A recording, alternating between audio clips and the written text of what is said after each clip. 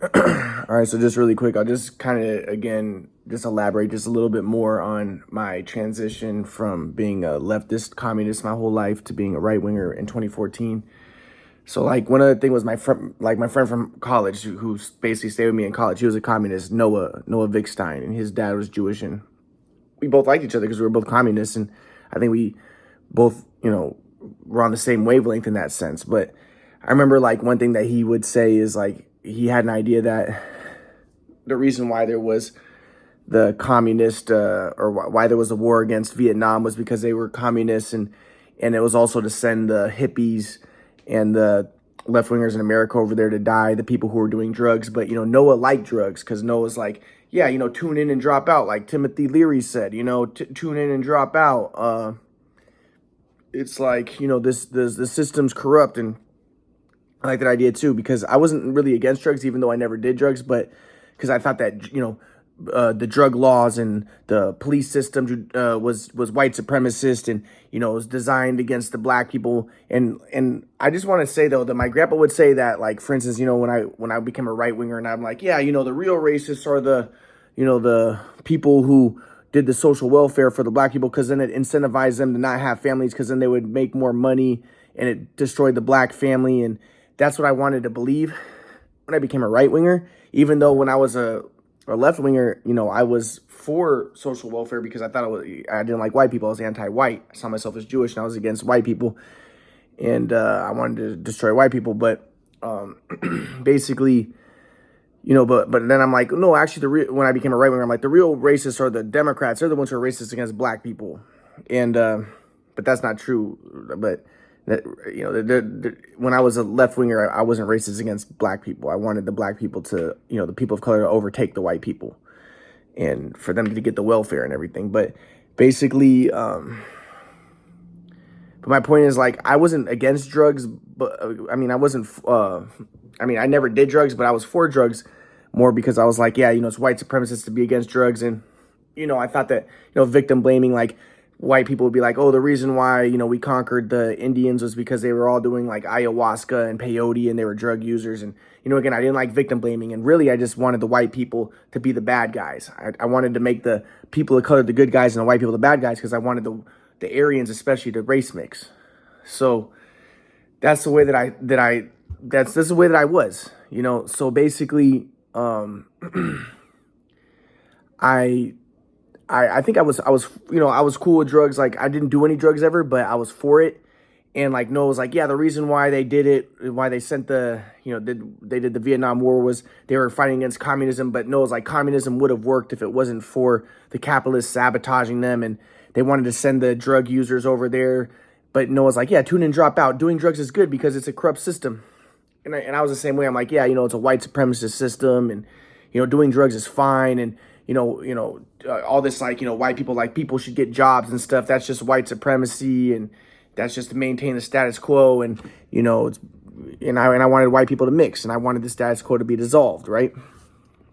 Now my grandpa would teach later that like, working hard, it's a part of the flow and being a part of the anti-entropic reordering function. And again, I thought he was just a white supremacist, but it's like being a part of the anti-entropic reordering function, and like being lazy is self-confirmatory, and doing drugs can be self-confirmatory because it could be based around the senses, and it can be confirming the self, because the senses confirm the self.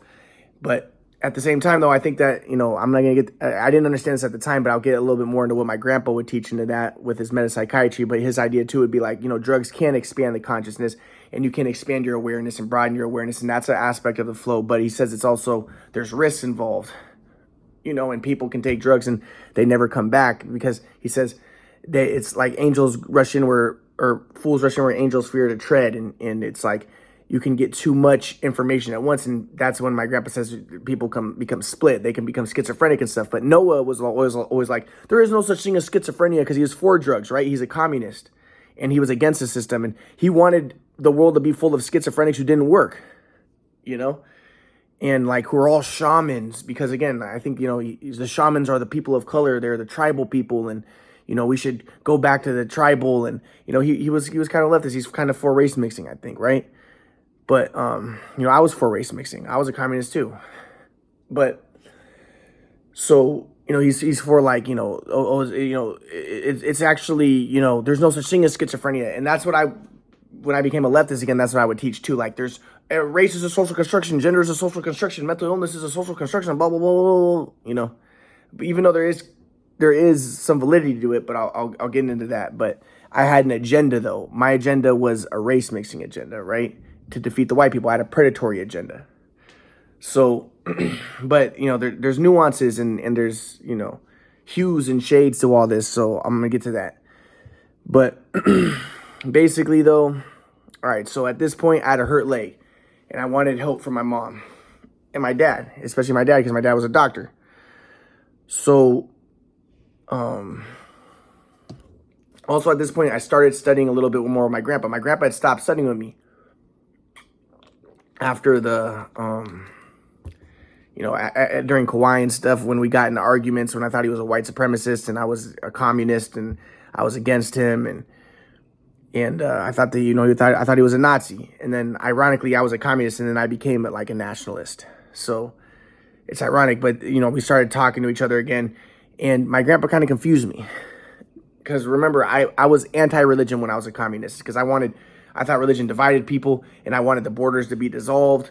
And I wanted the race mixing. I wanted to defeat the white people, the Aryans. But the thing about my grandpa that confused me was, he believed that Jesus could do those miracles and stuff, but he was not really religious. So he'd be like, well, God is energy, but that's not even what metapsychiatry taught. That's not even what Dr. Hora taught, but that's what my grandpa taught. And this was the other thing was the Jews, the Orthodox Jews told me that Germans tend to not believe in God and they tend to not believe in Hashem. And then my grandpa didn't believe in Hashem. Like he didn't believe in the quadrant model. He thought that was magical thinking. He didn't believe that there were Bible codes. He didn't believe in that stuff. And I thought, and to me, remember, I was anti-white. So I thought, okay, this is more reason why I want to race mix the white people because they don't, especially the Germans, because they don't believe in, they don't believe in Hashem. They don't believe in the quadrant model and stuff. They're not able to see it. So again, I was anti-white, anti-Aryan and everything. But regardless, my grandpa still didn't believe it. But at this point, I went from, I was a communist and I became very religious. But my grandpa was still not very religious because my grandpa was taught metapsychiatry. Now, at the time, I didn't understand metapsychiatry. So I was just confused. And I'll get to more how I started to understand it. It took me to like 2020. But my grandpa was teaching me. So I asked my grandpa, like, do you believe in Jesus? Like, do you believe that he's God and stuff? My grandpa's like, no, God is energy. And well, Jesus is like a wave in the ocean. Like, God is the ocean and Jesus is a wave. And like, we're all God in a sense, and that we're waves in the ocean, but we're not God, but everything is one and there is no thing. So, so that's what he taught me. But at the same time, he would teach, you don't want to believe it because then you're not open to insight and awareness. I mean, you're not in pure awareness. You're not open to insight and truth. If you're attached to anything, so you don't want to be attached to anything, but you want to continually expand your awareness. But at this point, he didn't really explain it like I just explained it. Like he just confused me. So, so he's teaching me this stuff, and he's teaching me like that he doesn't believe in God, and he didn't believe in like gematria. He didn't believe the quadrant model. He thought that was magical thinking, but he did believe that Jesus could like manipulate energy, and he could move mountains with his mind, and he could stop the wind.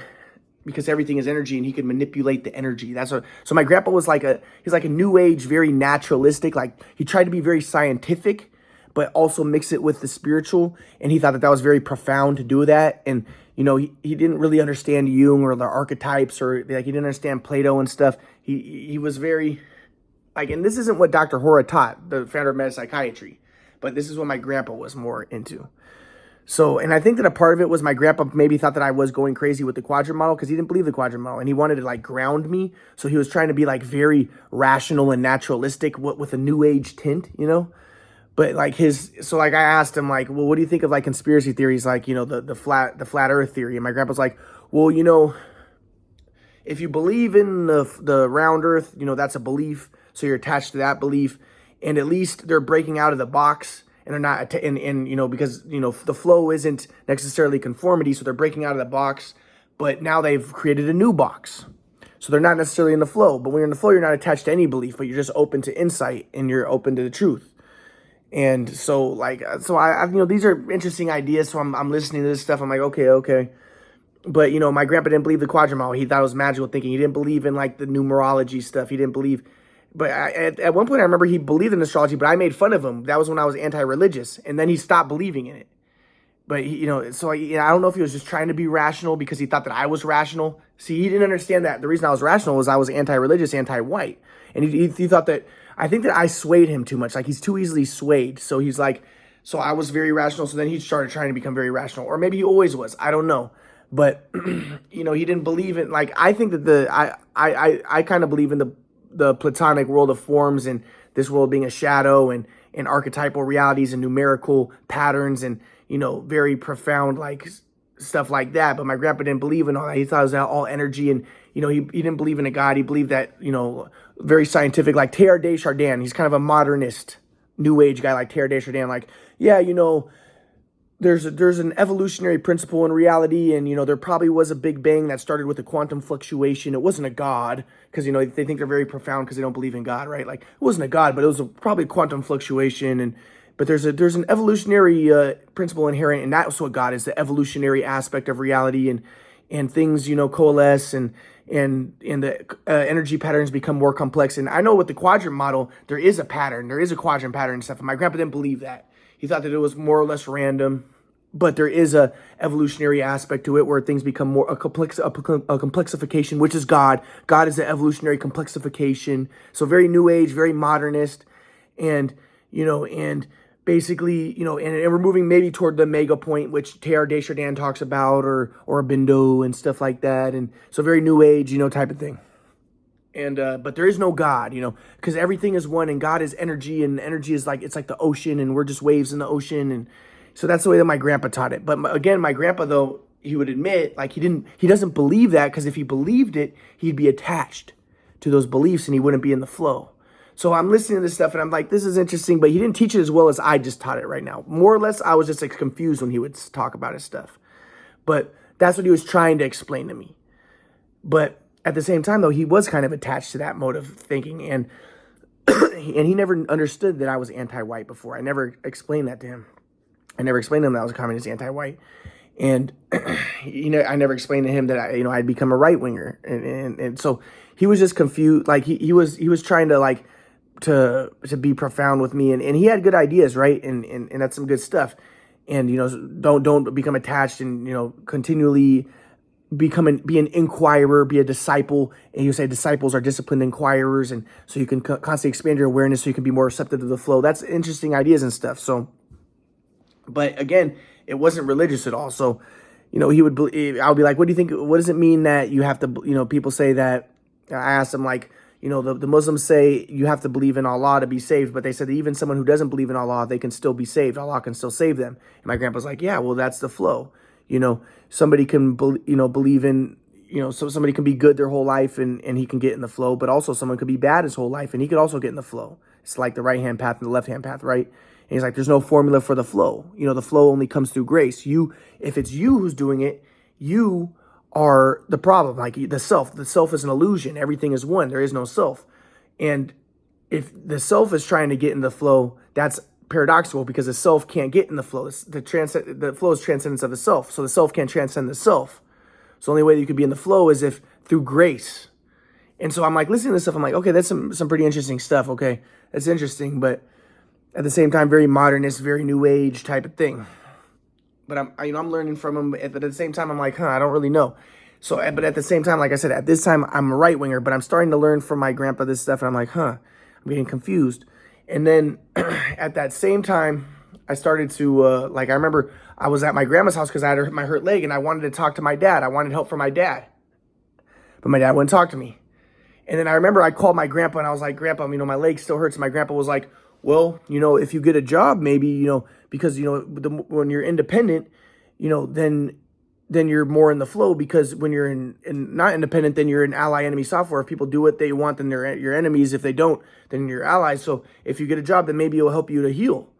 And because then you'll be independent. And again, I was like, this dude is just, he's always doing this. Like, and I remember that was what was pissing me off, because I was like, this is why mom and dad aren't talking to me, because they think that they're trying to make me independent by not talking to me. And even my grandpa said that they're wrong to do that. He's like, well, I cast pearls of swine. They don't understand.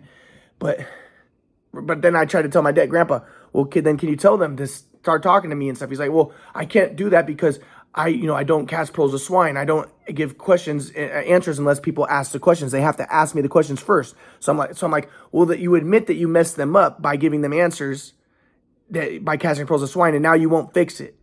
So it was a stupid situation. So I had my hurt leg. I wanted help from my dad. My dad wouldn't talk to me. So then, I'm just, it was a tragic situation. And, and like I said, then I got kicked out of my grandma's house because I was yelling. I was upset with her because I wanted to talk to mom and dad. And it was just a frustrating situation. So then my grandma went to next door neighbor's house. It was a Jewish lady. And then she told me to leave. And then so I left and I went back to San Diego, and I had my hurt leg and things were bad. And I wanted to talk to my dad. So then I remember I was with my grandpa, and again my grandpa. I was telling my grandpa, like, I feel like you made a big mistake because you did this whole no talk about the past thing when in high school when and my mom and dad misinterpreted. And they're like, oh, they made that into a hard and fast rule, when really, my grandpa's like, don't talk about the past because when you're in the flow, you're in the eternal moment and there is no past. And but the thing is, like, I needed to talk about the past so we can overcome it. And I could tell them it wasn't my fault what happened in high school. It was a shoot away machine. And also, like, and I need to talk about the past so we can move on. Like, it was a stupid, like, I wanted to talk to my mom and dad. I wanted to have a normal relationship. And this whole, like, no talk about the past thing was stupid. And then the other thing is, like, and so I was like, that whole thing you did. And also this whole, like, Ryan, we need to make Ryan independent thing. That's encouraging them to not speak to me. It's encouraging them to not help me. And I don't want to be, they interpret that as, okay, cast Ryan to the side. And I'm like, and this is stupid. And then and so I got in an argument with my grandpa about that. And my grandpa was like, well, I don't want to teach you anymore. I'm not going to teach you anymore. So now I'm like really upset because I'm like, well, I'm finally learning some stuff from him because I never understood this flow stuff, and I'm starting to kind of understand it. And then he's like, well, I'm not going to teach you anymore because I don't want to be, I'm through with this. I'm done. So he's like, I'm not going to teach you anymore. So now my dad's not talking to me. My mom is not helping me. I want help with my leg. I have a hurt leg, and now my grandpa's not going to teach me anymore. So it's like a really bad situation. So then, and I'm stuck in Escondido. And like I said, in this area that people say is like the worst area in Escondido, maybe in like Southern California. They say it's so dangerous, no one ever wants to be there. And that's where I'm stuck. And I have a hurt leg. And then so I had a hurt tendon behind my knee, and both of my legs now. So then I remember when I was at my trying to think what happened.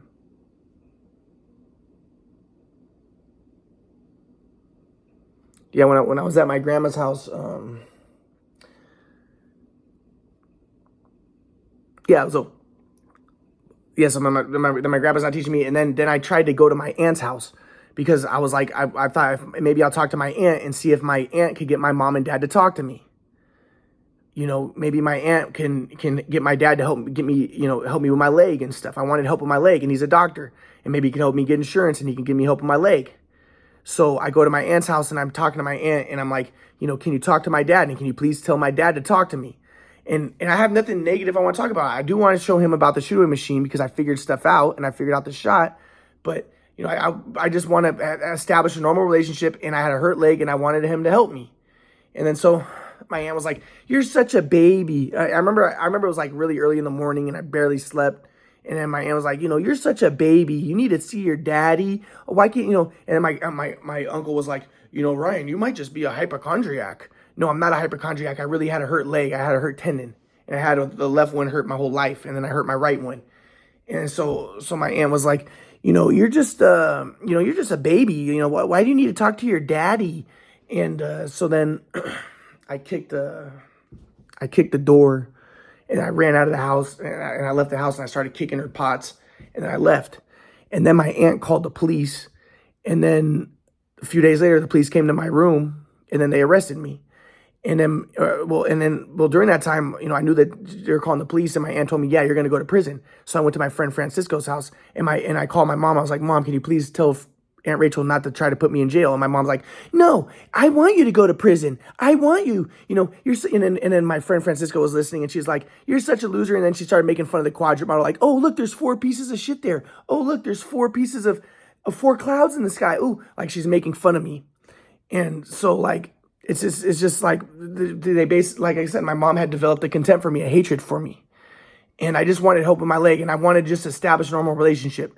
So, and then so I went back to my place in Escondido and eventually the police came and they arrested me. So I'll get more to that in a minute.